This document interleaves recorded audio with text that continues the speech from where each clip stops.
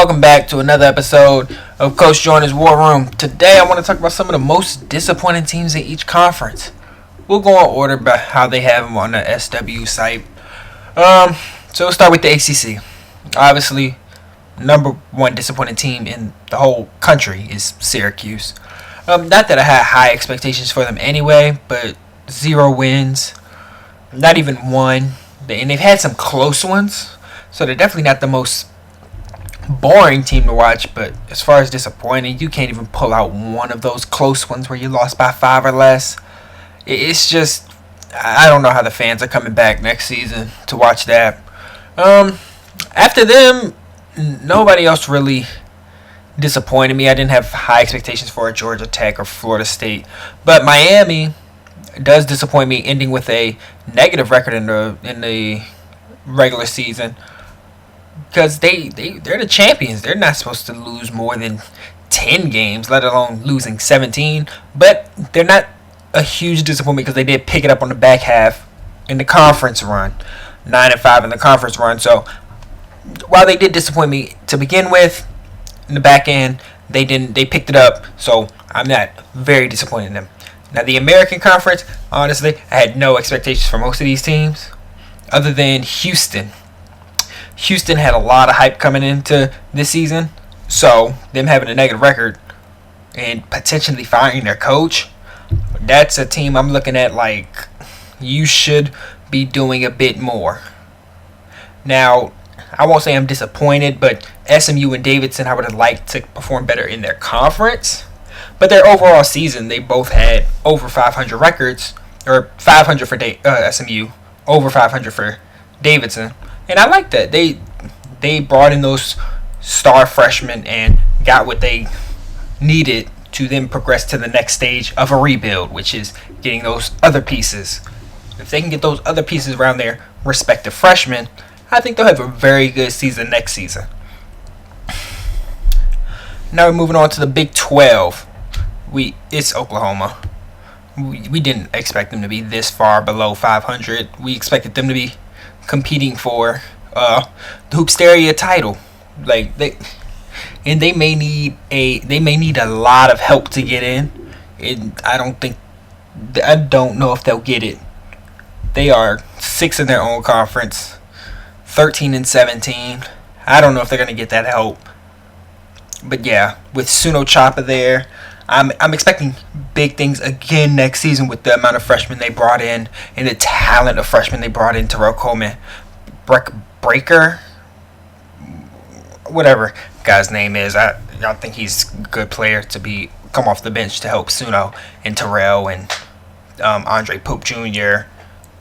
I think these are some good players, so I expect that they will pick it up next season and hopefully don't have a disappointing season like this. 13-17 is not the Oklahoma way. They need to be better. These other teams, not really disappointed in them. Didn't expect anything from them. Oklahoma State, Iowa State, Baylor, TCU.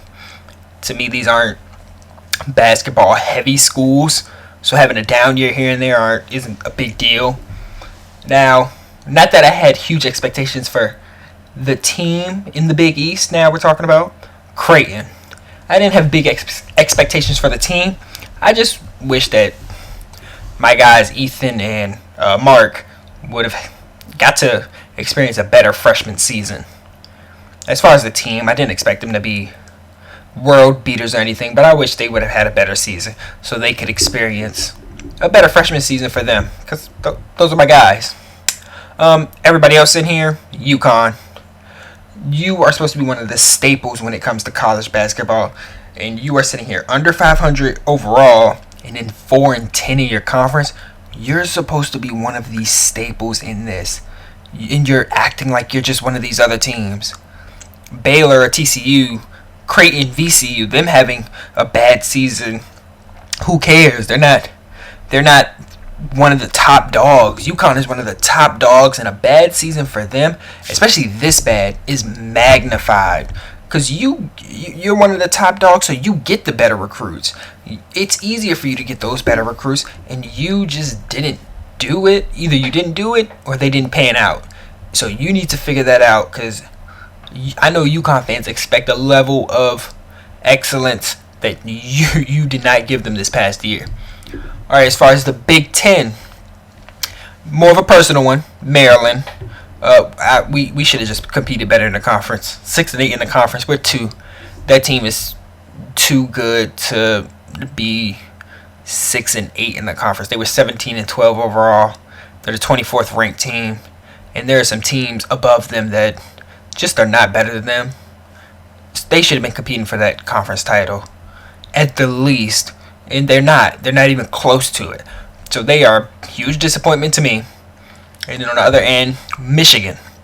With those two bigs, Phenom and I don't know how to pronounce old boy's name. Y'all know who I'm talking about. Those two bigs, y'all should have been running things. 12-15 overall. That's not. That's hilarious. Y'all should have not been that bad. Not that it's terrible, but for the talent you had, it should have been way better. Also, Ohio State.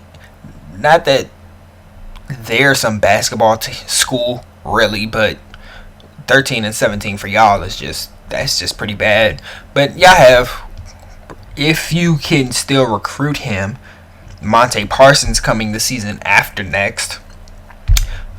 He has been very verbal about wanting to go there. He verbally committed there.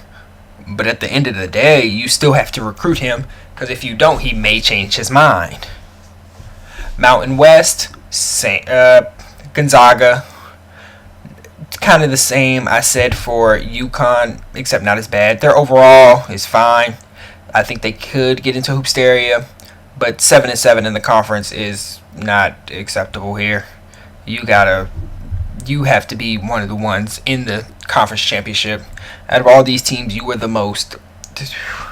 You were the ones that are on the level of those, name-wise, not talent-wise right now, but as far as your name and how far it takes you, your name is on the level of those Dukes, those UNCs, Kansas. Like, you were one of the staples in when people think of basketball schools, you're one of the staples. And the fact that you're 5th in your own conference in honestly a very top-heavy conference with about only 3 teams here are really good.